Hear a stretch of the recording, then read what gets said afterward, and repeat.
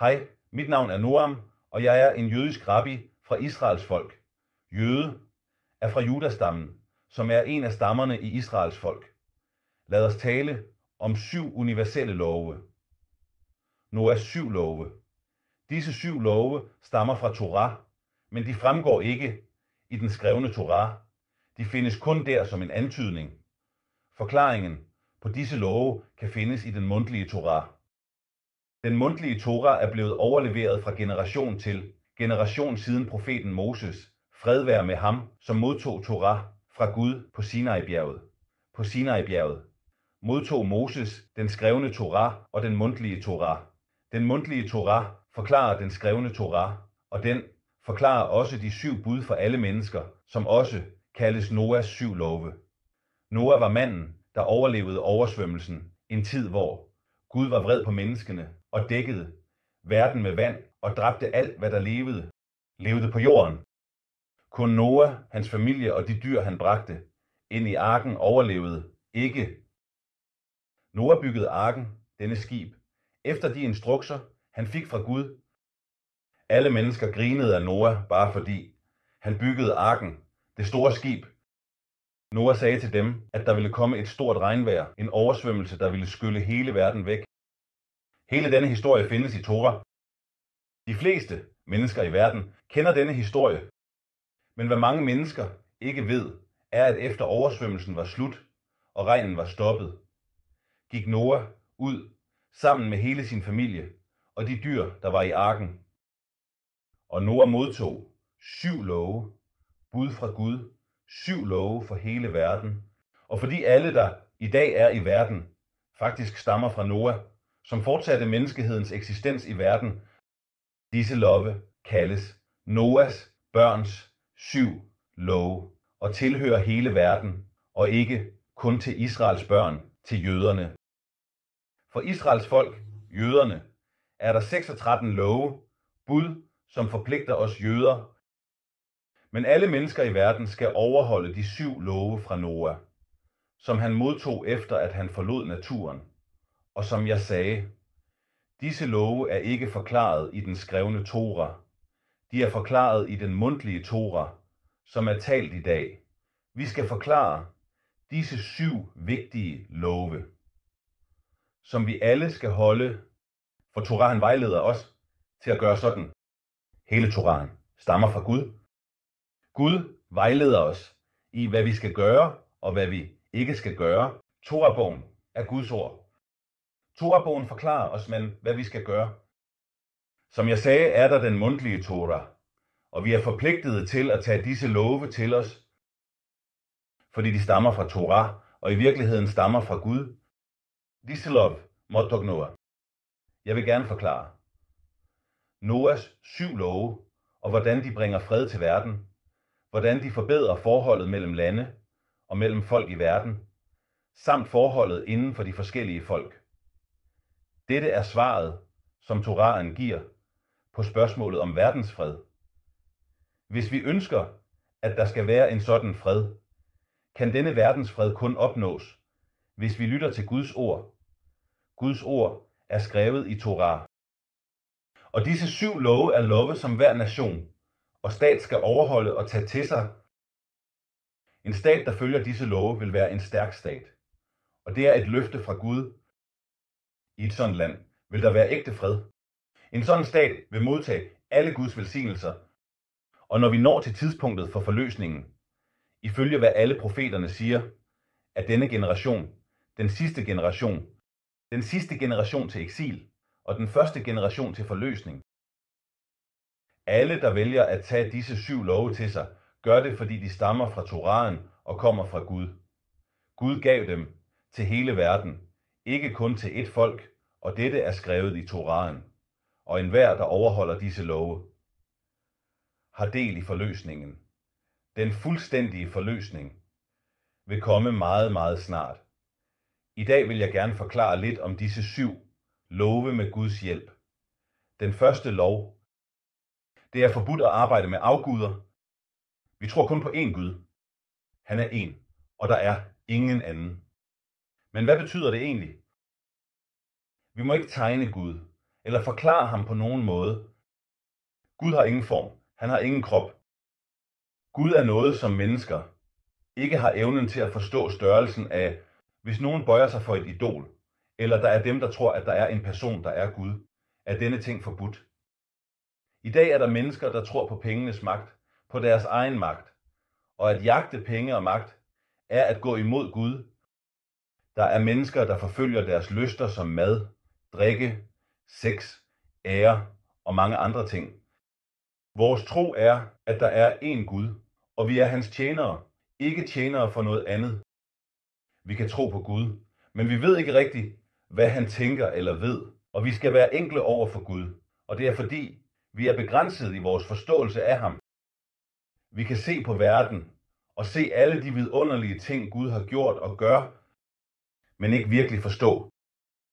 Gud var før alt, hvad der blev skabt, og vil også være efter. Gud vil være evigt. Vi forstår, at Gud giver forsørgelse til verden, giver liv til hele verden. Gud overvåger hele verden, men vi mennesker kan ikke virkelig forstå. Gud, Torahen lærer os, hvordan vi skal overholde verdens love. Torahen advarer os også om ikke at tilbede afguder, ikke at lave billeder, ikke at bøje os for noget andet end Gud. Så det var den første lov fra Noah, og enhver, der overholder den, vil blive velsignet. Den anden lov fra Noah, det er forbudt at bande Gud og hans navn. Det er en hellig brød. Vi skal kun prise Gud. Men hvad betyder det? Hvad betyder det at bande? Der er den enkle måde, som enhver forstår, at det er forbudt at bande. Men nogle gange i vores liv søger vi efter nogen at bebrejde for de ting, der sker for os i livet.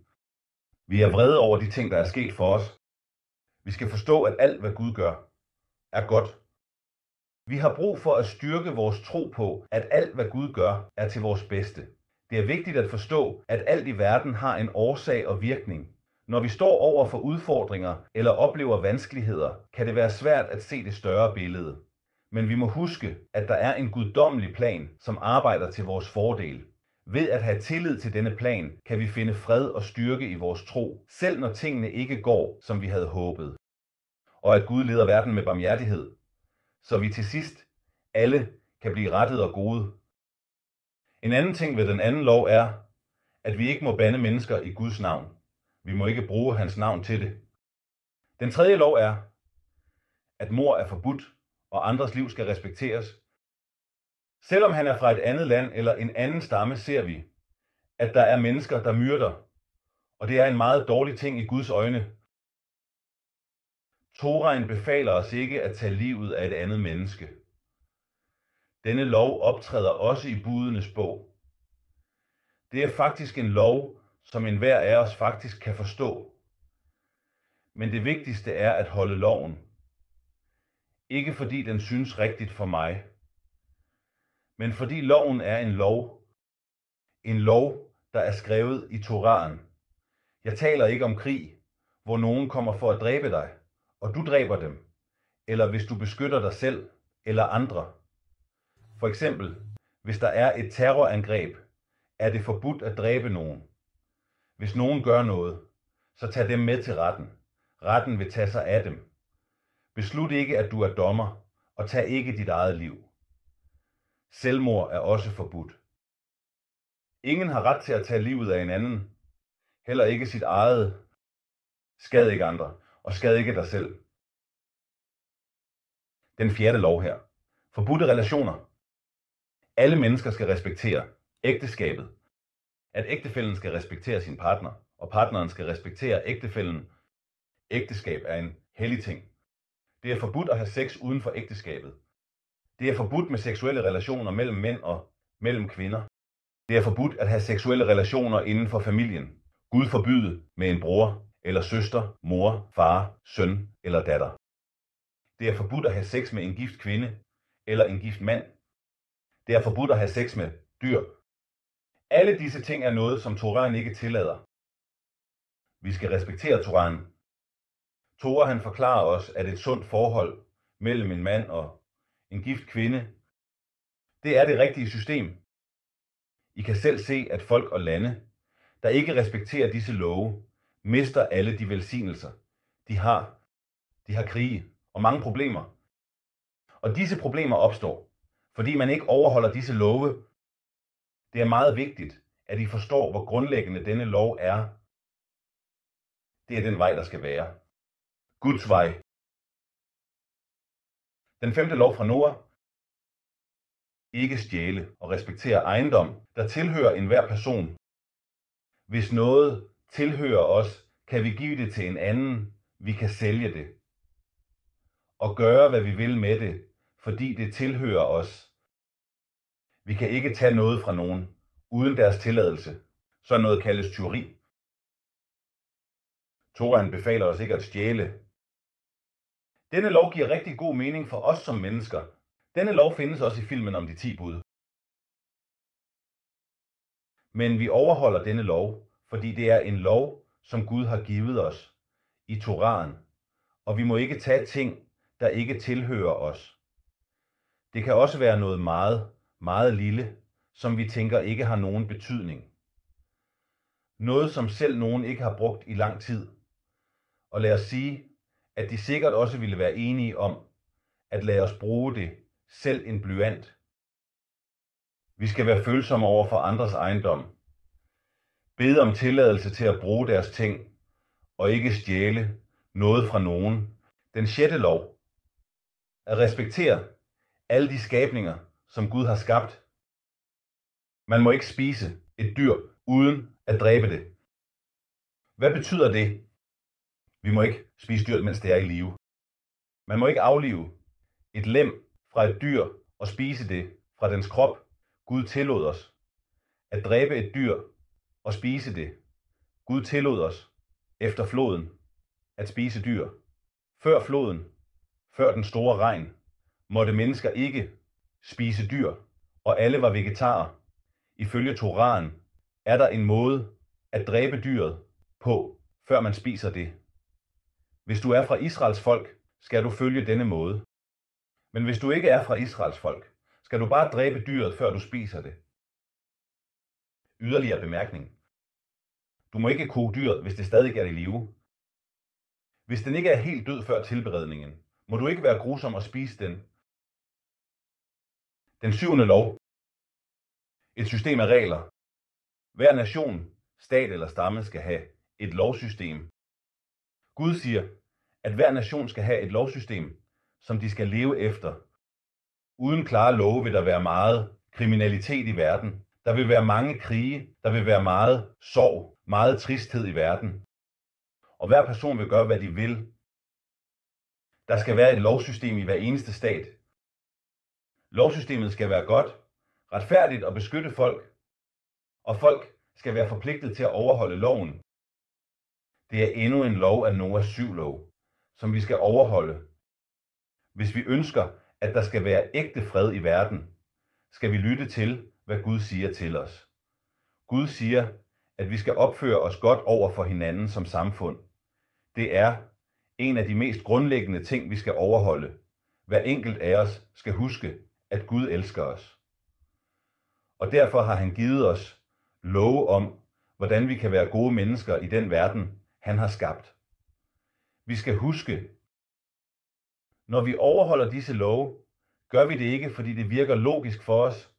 Vi overholder dem, fordi det er sådan, Gud ønsker det, og vi gør Guds vilje. Gud fortæller os om det. Han fortæller os om det.